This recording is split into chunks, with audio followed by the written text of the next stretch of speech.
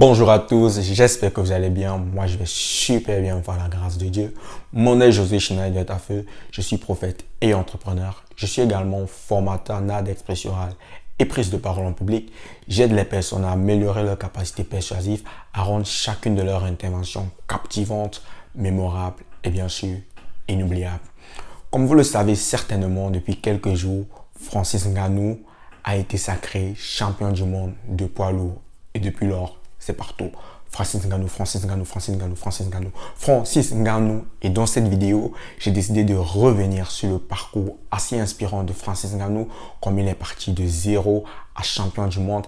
Et j'ai relevé pour nous quelques points importants qu'il a dû mettre en place pour pouvoir réaliser son rêve et impacter sa génération.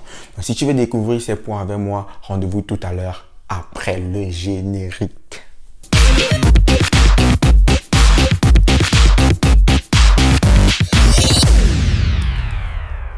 Voilà, comme je vous ai dit dans cette vidéo, nous allons revenir sur le parcours inspirant de Francis Ngannou, comment est-ce qu'il est quitté de creuseur de sable à champion du monde. Déjà, quand je regarde ce parcours, je comprends que tout est possible. Everything is possible. C'est possible de rêver, c'est possible surtout de réaliser ses rêves. Je pense que la première chose qu'il faut comprendre lorsqu'on veut quitter de zéro à héros, c'est qu'il faut avoir une vision. Ah oui, il faut avoir une vision. Il faut trouver le championnat dans lequel on veut être champion en fait. On n'est pas champion en l'air. Il faut réfléchir. Il faut se dire, je veux être champion dans tel domaine. Je veux être champion dans tel autre domaine. Je veux être champion là-bas. Et c'est monnaie courante de rencontrer des gens qui ont des objectifs. Mais la vision en fait est plus forte que l'objectif. La vision, comme je le dis souvent, la vision en fait c'est la destination de ta vie. C'est ta destinée en fait, c'est la vision. Mais l'accomplissement de la vision peut avoir de petits objectifs. Est-ce que vous comprenez ce que je veux dire? La vision est plus forte que l'objectif. Et je pense que tu ne peux pas posséder ce que tu n'as pas vu. C'est impossible. Tu ne peux pas posséder ce que tu n'as pas vu. Tu ne peux pas réaliser ce que tu n'as pas vu. Pour mes amis chrétiens, lorsque vous lisez vos Bibles, vous avez certainement remarqué que certaines fois, Dieu dit à ses serviteurs, que vois-tu? Qu'est-ce que tu vois en fait? Qu'est-ce que tu vois quand tu fermes les yeux? Qu'est-ce que tu vois derrière cette pauvreté? Qu'est-ce que tu vois derrière cet échec? Qu'est-ce que tu vois derrière cet abandon? Qu'est-ce que tu vois derrière cette brûlure? Qu'est-ce que tu vois? Et ça me rappelle comme ça l'histoire de Jésus qui avait guéri un aveugle. Et lorsque Jésus lui a posé cette question, Jésus lui dit, que vois-tu? Il dit, je vois des hommes marchant comme des arbres. Jésus a compris que sa vision n'était pas claire. Jésus l'a touché de nouveau. Il lui dit, que vois-tu? Il dit, je vois distinctement. Il existe deux types de visions. Une vision floue, une vision distincte. Mais les champions sont ceux qui ont des visions claires, des visions clairement définies, des visions bien bornées, des visions dont l'accomplissement est défini dans le temps et dans l'espace. Est-ce que comme ce petit aiglon que maman aigle vient porter et l'amène en haut dans les sommets, l'amène encore plus haut, plus haut, plus haut, en haut, encore et encore et encore, et le lâche. Et pendant la descente, qu'est-ce que tu vois? Est-ce que tu vois l'abandon de la maman? Est-ce que tu vois la méchanceté du cœur de la maman? Est-ce que tu vois le mauvais cœur? Est-ce que tu vois le rejet? Est-ce que tu vois le manque de responsabilité vis-à-vis de l'enfant? Ou alors tu vois l'opportunité de déployer tes ailes et de commencer à voler par tes propres forces? Qu'est-ce que tu vois? Qu'est-ce que tu vois? Tu veux devenir champion? Qu'est-ce que tu vois? Tu veux devenir un héros? Qu'est-ce que tu vois? C'est important d'avoir une vision clairement définie. C'est important de pouvoir voir derrière le sable qu'on creuse, le champion qu'on est. C'est important de pouvoir voir malgré les difficultés qu'on est un champion quelque part. Et lorsque tu trouves cette chose-là, lorsque tu as cette vision que personne ne peut stopper, il y a un truc en toi qui commence à parler fort. Il y a comme quelque chose qui t'appelle. Et cette chose-là, moi, j'appelle ça le cri de la destinée. Lorsque le cri de la destinée commence à retentir en toi, les difficultés au-devant de toi, tu ne les vois plus. Les obstacles, non, tu ne les vois plus. Les bâtons dans les roues, tu n'as plus le temps pour ça. Tu meurs en toi pour pouvoir faire vivre la vision. Et cela te donne de traverser les obstacles, de marcher de pays en pays, de mettre sur place des choses qui, normalement, tu n'aurais pas pu faire. Et les personnes en qui le cri de la destinée résonne souvent très fortement font quelque chose pour la plupart. Il y a un changement qui se produit. C'est un change de ville, c'est un change de pays, c'est un change de leur compagnie. Mais il y a toujours le changement qui suit le cri de la destinée. Et quand tu veux répondre à ta vision, très souvent, tu peux être amené à changer d'endroit. Et ça, c'est le deuxième point que j'ai remarqué dans le succès de Francis Ngannou. C'est que le succès est géographique.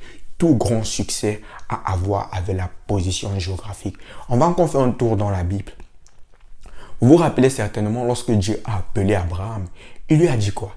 Il a dit, sors de la maison de ton père, de ta patrie, sors d'Our en Chaldée et va dans le pays que je te montrerai. Changement géographique. Parce que la bénédiction aussi a tout à voir avec la position géographique où tu te trouves. Et Francis Ngannou avait compris ça.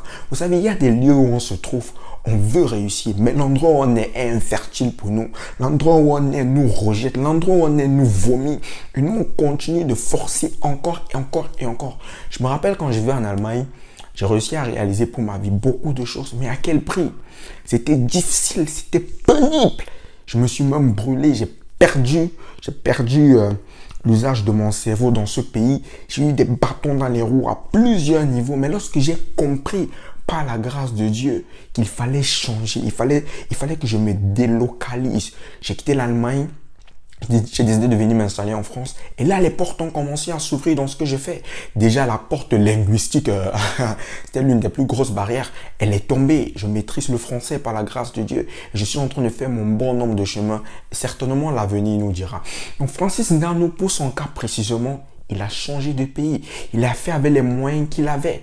Il a marché de pays en pays parce qu'il avait compris que pour devenir champion, certaines fois, il faut changer de territoire géographique. Il faut souvent changer de quartier, il faut changer de ville, il faut changer de pays, il faut tout refaire l'environnement direct. Il faut être dans un environnement favorable à ton éclosion. Il faut être dans un environnement favorable à ta percée. Il faut être dans un environnement qui comprend ton rêve, qui peut t'amener à ta destination, qui peut te faciliter les choses. Donc, lorsque le cri de la destinée résonne en toi, le deuxième point pour devenir champion, c'est de changer de territoire géographique. Ça, c'est très important. Et c'est pas parce que tu as changé de territoire géographique que tout va commencer à aller comme sur des roulettes. Non, c'est faux. Non, non, non, non, non, non. Il y a un troisième point qui vient en jeu. Il y a le regard de la société. Oui, il y a le regard de la société. Il y a les dires des gens. Il y a ce que autrui pense de toi. Le troisième point que j'ai relevé du parcours inspirant de Francis Ngannou, c'est qu'il faut s'en foutre du regard de la société. Il faut s'en foutre de ce que disent les gens. Il faut s'en foutre de ce qu'on dit. On t'appelle rejet, on t'appelle échec, on dit que tu es né d'un adultère et bien d'autres choses. Il faut s'en foutre de ça. La seule chose qui doit compter, c'est la réalisation de ton rêve. Le rêve doit tellement...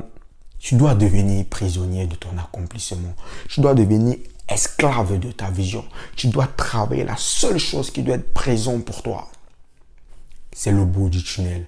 Peu importe ce qu'on dit sur le chemin, c'est le bout du tunnel. Peu importe qu'on dise que tu creusais les cabinets, c'est le bout du tunnel. Peu importe qu'on dise que tu creusais le sable, c'est le bout du tunnel.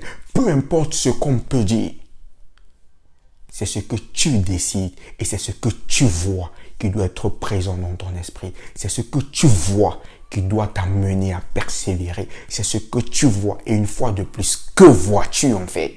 On aura beau aller à gauche, à droite, la vision doit être présente à chaque étape de son accomplissement. On doit garder la vision en nous, on doit garder cela présent. Ça doit être en nous. Que vois-tu? Le quatrième point que je relève du parcours inspirant de Francis Ngannou, c'est qu'un faux départ n'est pas la fin de la guerre. Non, non, non, non, non. Un faux départ n'est pas la fin de la guerre. Personnellement, après m'être brûlé, moi je pensais que j'étais zéro. Parce que mes camarades qui étaient venus en Europe en même moment que moi allaient à l'université, faisaient des trucs.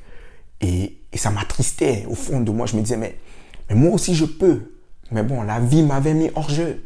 Mais le fait que la vie te mette hors jeu ne stoppe pas la vision. Non, non, non, ça ne stoppe pas le cri de la destinée. C'est impossible de stopper ça. Et j'ai continué de travailler. Après le faux départ de 2018, le gars, il a continué de travailler, il a continué de s'entraîner, il a continué de se former, il a continué d'aiguiser son talent, il a continué de perfectionner ce qu'il sait faire, il a continué de travailler les techniques, observer les adversaires. C'est comme ça que tu dois te comporter. Non, tu ne dois pas lâcher parce que tu n'as pas été sélectionné, tu ne dois pas lâcher parce qu'on t'a mis à côté, tu ne dois pas lâcher parce qu'on ne te comprend pas, tu ne dois pas lâcher parce que tu traverses des moments difficiles. Non, tu ne dois pas lâcher, mais à cause des moments difficiles que tu traverses, tu dois t'arc-bouter, tu dois t'accrocher, tu dois tenir bon et continuer de croire. Parce que lorsque la préparation rencontre l'opportunité, là, le succès est inévitable. Et lorsqu'après quelques années, après 2018, quelques années plus tard, la préparation a rencontré l'opportunité, bam, Francis Ngannou est champion du monde. Et de ce parcours, je retiens que rien n'est impossible. Tout est possible. Everything is possible. Tout est possible. C'est possible de quitter de zéro à héros. C'est possible de quitter de timide à une personne qui impacte. C'est quitter de sortir de l'anonymat pour éclairer. C'est possible de devenir la personne que tu veux devenir. Mais c'est toi seul qui dois tenir les rênes et c'est toi seul qui dois décider. Parce que tu auras échoué le jour où tu refuseras de recommencer.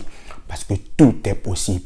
Everything is possible. Donc si toi aussi tu veux faire partie de la grande famille SB, la famille des jusqu'au boutistes, la famille de ceux qui combattent encore et qui croient en leurs rêves, je t'invite à appeler le numéro qui va s'afficher là, de passer ta commande de t-shirt, de polo, de pull, de casquette et tu te feras livrer. Donc tous ensemble, on va dire félicitations à Francis Ngannou qui nous a fait vibrer, qui nous a rendu fiers et qui est vraiment un exemple de persévérance et de témérité. J'espère que cette vidéo t'a plu. N'oublie pas de t'abonner et de partager. Et surtout, porte-toi bien. Ciao.